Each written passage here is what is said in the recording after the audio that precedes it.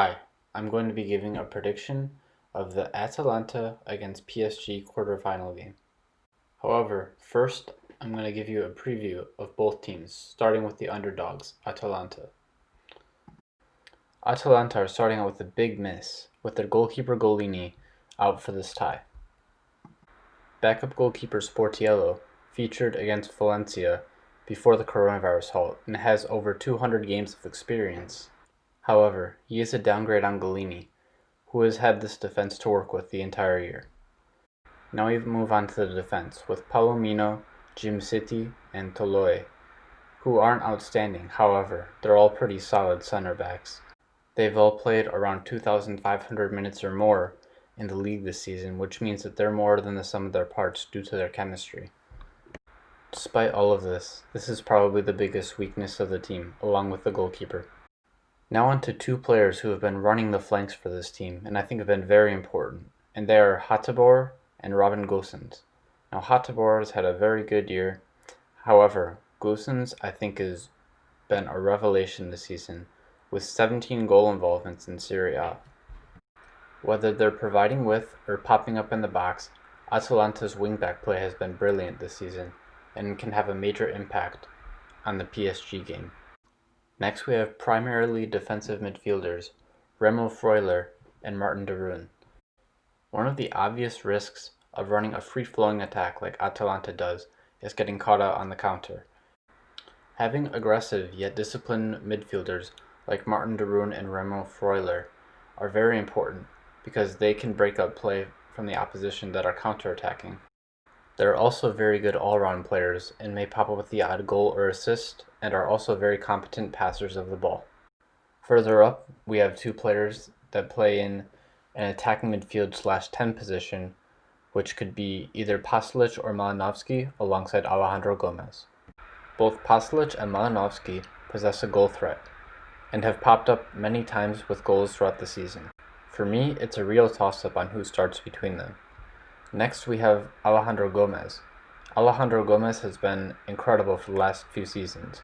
This season, he's sitting on 26 goal involvements in the league and Champions League.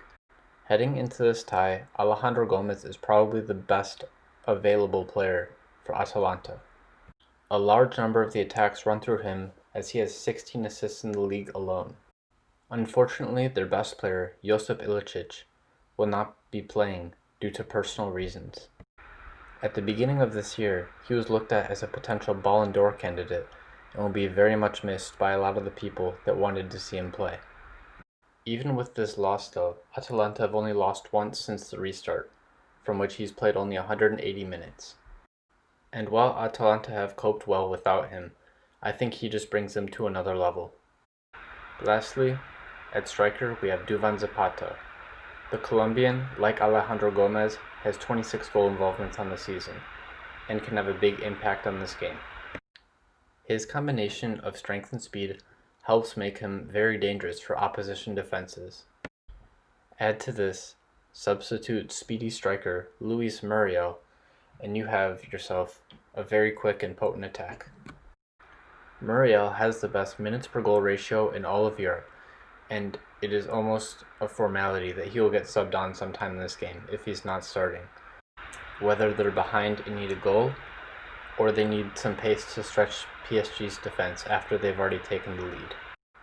Now let's move on to the favorites, PSG, who also have players who have been hit with injuries. Starting off, we have goalkeeper Keylor Navas, who's been an upgrade over last season's aging Gianluigi Buffon.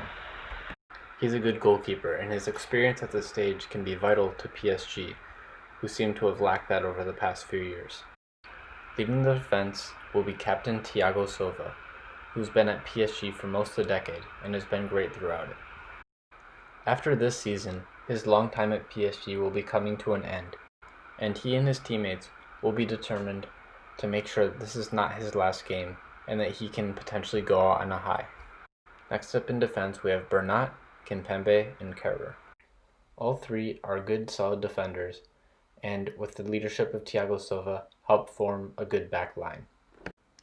In the midfield, PSG start off with a huge missing stalwart Marco Verratti. Verratti is PSG's best midfielder, and he is one of the most important players in the entire side. Replacing him will likely be one of Herrera or Paredes, and I think either can do a solid job in midfield. However, Marco Verratti's impact will be missed. Both are good and pretty complete players, and it shows the depth that PSG has at this position. Alongside either Paredes or Herrera will be Marquinhos and Idrissa Gueye.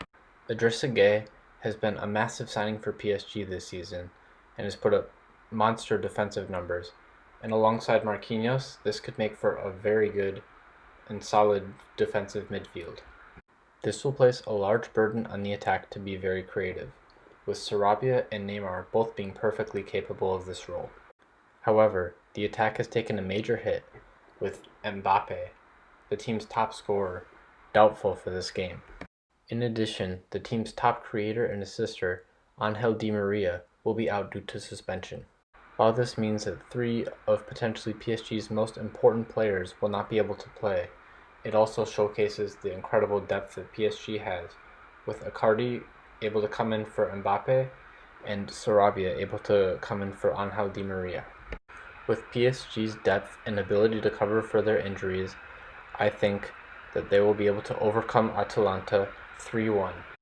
I think that Josip Ilicic will be able to bring this Atalanta team to another level, and it's very unfortunate that he will not be able to play in this fixture. I think Atalanta's lack of chemistry between their center backs and their goalkeeper will play a massive role in this tie, and I think that PSG will go maybe 2-0 up, Muriel will come on, nick a late goal, and then PSG will just score another in the dying embers as Atalanta are trying to complete their comeback. Thanks for watching, and I hope to see you soon in another video. Peace.